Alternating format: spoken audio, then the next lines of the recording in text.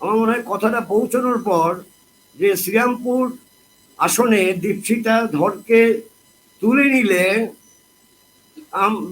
তারা মুর্শিদাবাদ থেকে আইএসএফ এর প্রার্থী তুলে নেবে, এইটা বলেছিল।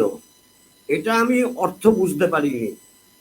এখন এটা হতে পারে আমার ব্যর্থতা, দুর্বলতা বা না বোঝার জন্য হয়েছে।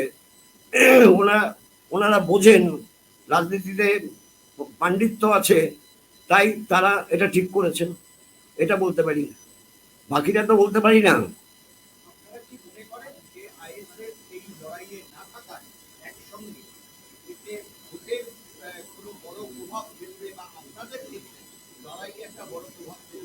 আমি আপনাদেরই প্রশ্নটা করছি যে আইএসএফ 2021 সালে জন্ম হয়েছে, তার কি